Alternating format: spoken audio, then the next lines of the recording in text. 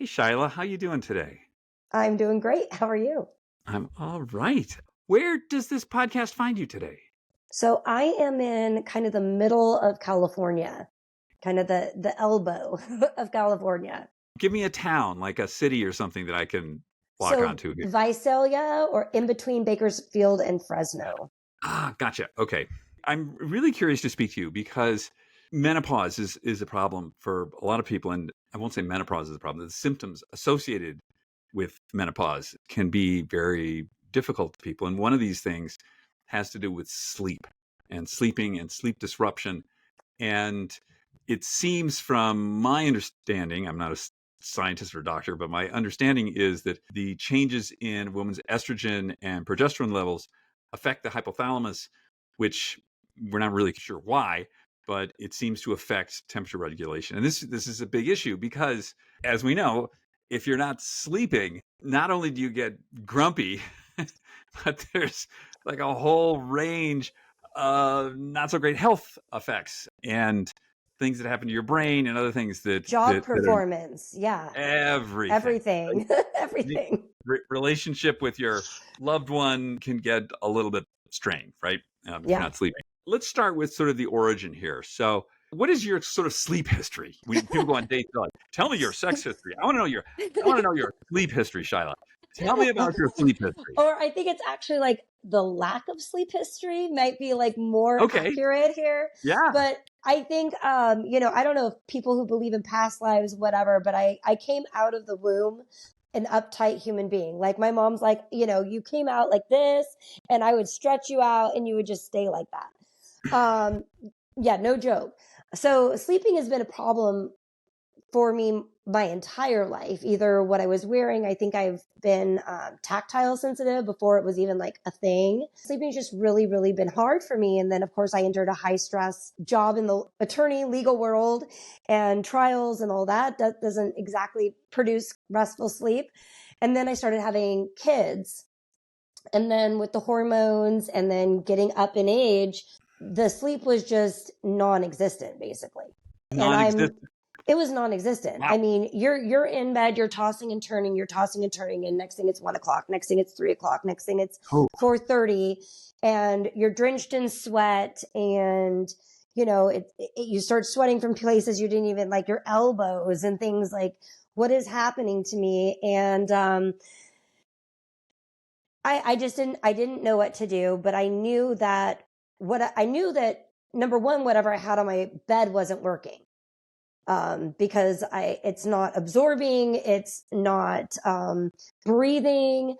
And so I started looking at my son's little breathable muslin swaddle blankets that everyone uses with the newborns, because why? They're breathable. Well, why are they breathable?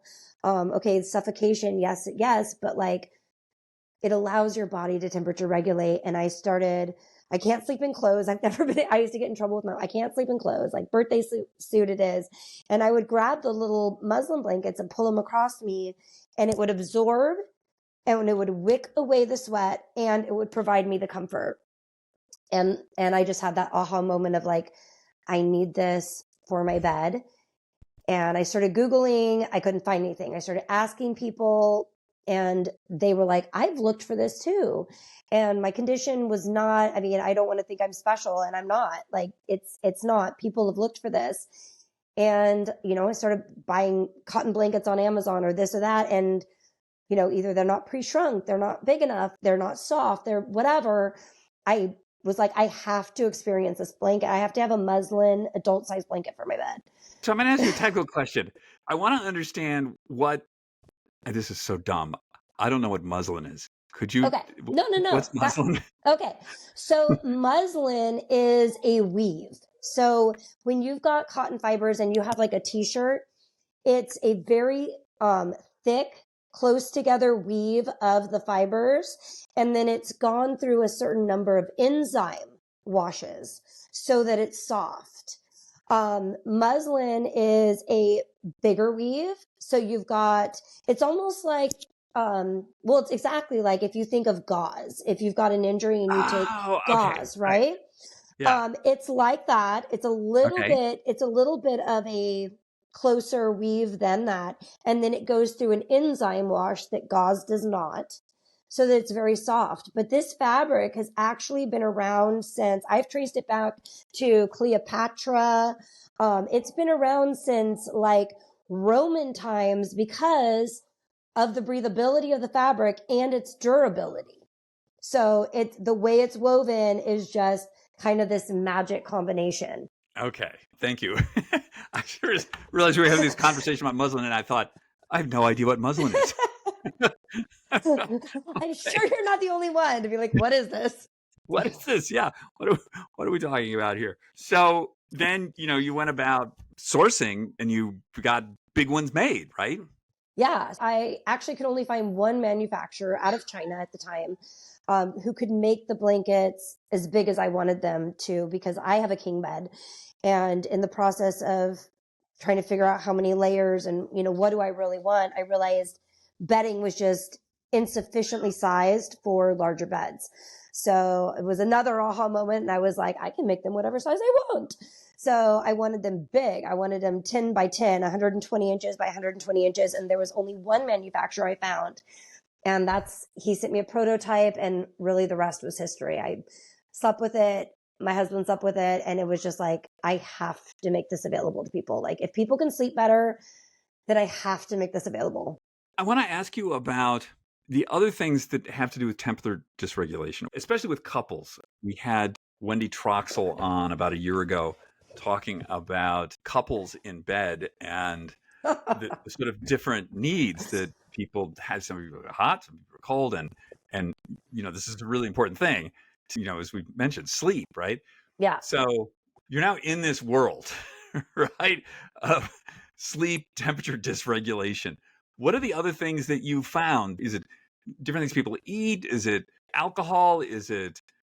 It's so many. I mean, for me, because I've personally gone down the rabbit hole with having the problem, right? I had the problem and I had the need, and I needed it fixed because your whole life is going to suffer if you're not sleeping. And I literally just got to the point that I thought feeling like death was normal, and I'm still coming back out of that. There are days that I feel like death, but I think it was from accepting a lack of sleep for so long. I wake up to every little noise. I think I've got whatever that condition is where you can't single out white noise from main noise. Like, it's all just noise too. And so my husband's snoring, plus I've got the sleep issue. So things like finding the right earplugs, things like using white noise to kind of cancel that out, things like experimenting with limiting alcohol, no alcohol. I've definitely found that alcohol contributes to the night sweats. Interesting. I hadn't heard that before. Well, I'm also like the only one to say that like green cabbage will help with your diabetes. I've never read that either, but Okay. Very well. I've got a lot of rabbit holes. I don't know about the green cabbage, but I'm on board with the alcohol. That makes sense to me. No, the alcohol, actually another thing that I've really found that helps is hibiscus tea. So I don't even remember how I came on to the hibiscus tea thing, but it lowers blood pressure. So you kind of have to be a little bit careful. But if you're kind of a high strung individual like I am, or, your mind kind of goes, and I've really found that hibiscus tea is a huge benefit as well. And the earplugs. Don't forget the earplugs. Yeah, I got myself a set of, they don't make them anymore. They're called Bose Sleep Buds. And I travel with them everywhere. Them and an eye mask. I'm the same way. Yes. Any little thing the is going to wake mask. me up. It's got to have like the part where it locks. Yeah. Yeah. I got you. It works really well. We got a little off track here. What I want to ask you about is, it's very often one person or the other sleeps warmer or cooler than the other. Yeah. And I didn't know that was a thing. I had no idea. I mean, it wasn't a thing in my household, but as, the reviews started coming in, it was very quickly that I realized that so many people are sleeping with separate blankets. And that doesn't sound like that big of a deal, but it became apparent to me that really is a big deal when I got the review that came in that said, for our 25th anniversary, my husband and I bought your blanket because for 25 years we've had to sleep with separate blankets, and now we can finally cuddle under the same blanket. And I was like, wow, like honestly, this problem kind of goes deeper. It's bigger than it's actually keeping couples apart. It's keeping intimacy from happening, just that that closeness because of whatever this hormone, whatever is going on with us. And it's driving a wedge between partners. Okay, so I want to go back. Now that I know what muslin is, I had my muslin education. I know what muslin is. So we have two people, a warm sleeper and a cool sleeper. And we put the blanket on top of them. So we know the warm sleeper is able to sort of cool themselves. And is the cold sleeper able to does it help the body temperature regulate better? It really is a magic blanket. Like people are like, how does this work? I don't understand how this works. I mean, you're is like, it like a how magic does like this a work? carpet? Do I get to can I sit on it? I can fly away? No. Well, I mean, kind of, sort of. I'm not a scientist either, but it is magic. Like it is something you kind of have to experience to believe. So if night sweats, if being too hot isn't your problem, right? And you just want to feel cozy, the way this blanket, it's not just like, you got those big, down comforters and they're on you, right? The muslin blanket, and I'm using customers' words, it hugs you. It forms around you. It's just really unlike anything you've ever experienced. So it's extremely cozy. It's extremely warm and comforting without being hot because of the way the layers are. It allows your body to just temperature regulate itself without trapping anything. I got to get one of these. Yes, you do. I I'll got to send see you what one. this is. You make a very compelling case for a muslin blanket. Well, I had to convince my husband, but he didn't believe me until he tried it. So you have it's an experience, honestly. Before we started the podcast, I said I'm really in favor of anytime we have some sort of an issue, like whatever it may be, and the solution doesn't involve swallowing a pharmaceutical. I was very sick for a while. Pharmaceuticals saved my life. They have their time and their place. Absolutely. They're excellent. But if a problem can be solved equally through something like a blanket or something like that, well, that seems, the thing about pharmaceuticals is, and again, I think they're really wonderful things, and it's why most of us are alive today. There are very often unintended off-target effects. Yeah. Other stuff. The side effects. The side effects. Yeah. The side effects. Yes. But if you're just using a different blanket, okay. Well, and honestly, the blanket wouldn't even exist if pharmaceuticals had solved the problem, right? Because I'm going to the doctors and everything else trying to get the problem solved. Problem couldn't be solved.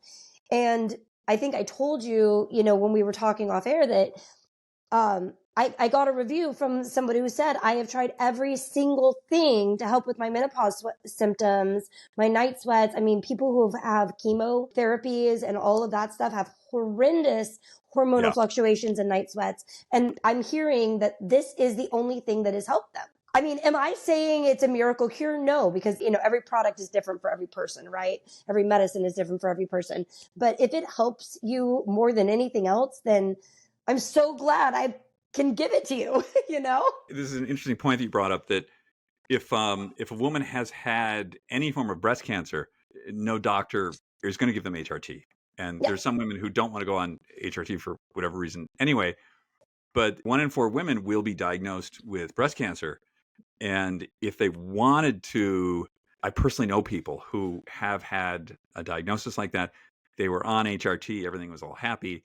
And then suddenly what happens is, not only can't they be on HRT, they're given medications to pull all the other free-floating estrogen out of their systems. Yeah. And whoa, boy, do they have some serious temperature regulation problems with that.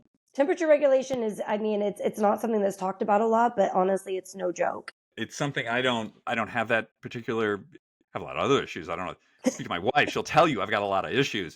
I don't have that particular one, but I think that Well, I do think overall, like to be more gender specific, I think it does affect women more. I mean, Yeah. we get pregnant, we give birth. I mean, we have these huge hormonal Right. fluctuations, and then we're trying to work and we're trying to do it all. We're trying to be super women, right? Because that's what's expected in our modern world.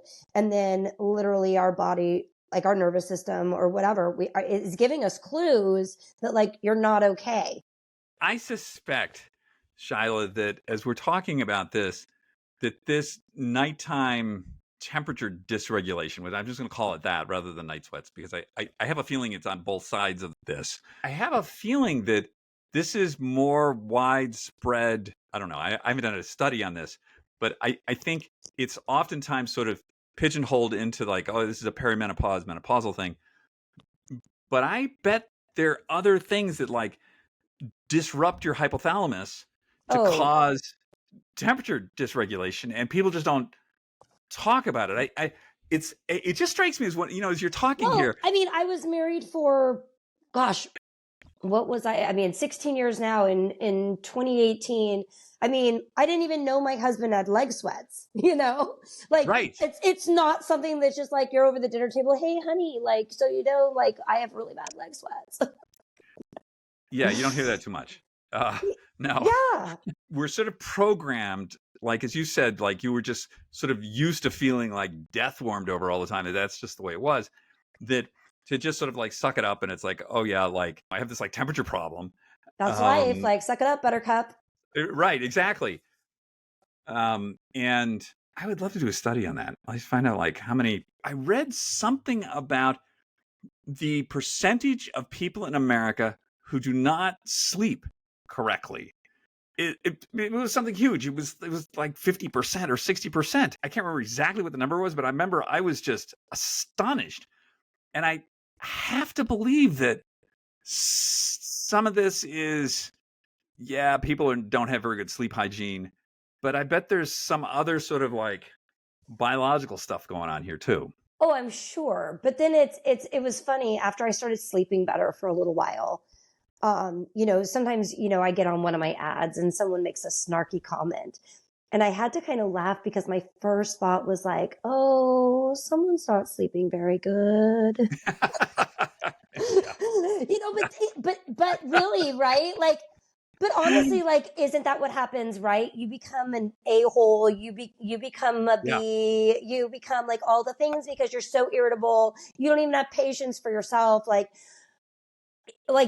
how far does the lack of sleep go in terms of what's even happening with our world today, right? Right. Maybe if people were Yeah. sleeping better, you know? There's once in a while I will make an exception where it's like, okay, I know I'm going to stay up late tonight. I'm going to do or I'm going to see Beyonce, or I'm going to do something like extraordinary. Okay. But very, very rarely. I just feel like sleep is so fundamental. And It could throw you off for days, right? If you're hungover and your yes, sleep it can throw you off for days. I mean, especially the older you get, it can throw you off for days. we've had Norma Kamali on here a couple of times, the fashion designer. And Norma will tell you the entire function of the day is to prepare you for sleep. Like that's why you're awake, so you can get ready to go to sleep. You're not getting Norma out of the house after 7 or 8 o'clock at night. It's just not Mm-mm. happening. Yeah. And she's got a whole sort of routine because she understands that That it's how sacred. Sleep is sacred. It should be sacred. it's critically important to your long-term brain health, your immune system. Like none of that stuff is going to work well if you're not sleeping. So anyway, No. good for you to have figured out a relatively low-tech solution to a problem. I mean, and as you said, it's not 100% solution, but it contributes to people sleeping better. So that's in my I book a mean, good when thing. your husband is saying, hey, we're going on a trip. Hey, don't forget the blanket. Really don't forget. No, That's funny. literally, like he will not let us forget it. And if sometimes I bring a throw and he forgets his, like he gets so mad. That's really funny because he knows if you don't have the blanket, Because he's now going he to have a knows bad day. once you've had a better night's sleep, you really know a poor night's sleep. Like, Yeah, you know. exactly. Shyla, so I don't want this to turn into like a promotion for your blanket, but as a public service, when I heard about this, I just thought there's probably a lot of people who would really love to like know about this. If somebody wants to reach you, or I didn't even ask you, what is the name of this thing? So the name of it is Muslin, like the fabric, Muslin Okay. with an N, Comfort. We're on Facebook, Instagram, muslincomfort.com. We try to be everywhere so that, if you're Googling breathable blanket or temperature regulating blanket or oversized blanket, hopefully you can find us and try us out. I mean, it's 30 days risk free. Like, I hope you sleep better. This is probably a rude question to ask you, but I'm going to ask it anyway. How much does your blanket cost? So the blankets, they range in cost. They are luxury items. So I think that our current cost for a king is like $250, Okay. which but let me say this real quick. It may seem like a lot, but when you break down the cost of going through Starbucks every day, the cost of your cup of coffee that you spend every day versus having a Right. good night's sleep.